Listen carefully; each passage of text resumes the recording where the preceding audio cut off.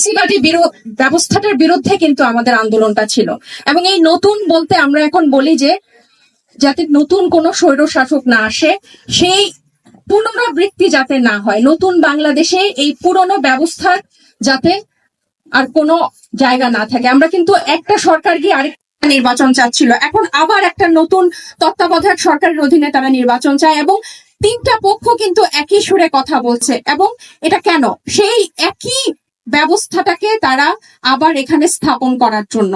এবং দেশে তো অবশ্যই, বিদেশেরও তার একটা বড় একটা ষড়যন্ত্র আছে। আমরা বলি যে 53 বছর পর বাংলাদেশ প্রথম ভারতের আগ্রাসন থেকে মুক্ত হয়েছে। নতুন ব্যবস্থা বলতে, আমরা নতুন রাজনৈতিক বন্দোবস্ত বলতে আমরা সেটাকেই বুঝি যে আমরা আর ভারতের আধিপত্যে থাকবো না, এবং সেটাকে সম্পূর্ণভাবে মুছে ফেলার জন্যই আমরা এই ব্যবস্থাটার পরিবর্তন চাই। আমার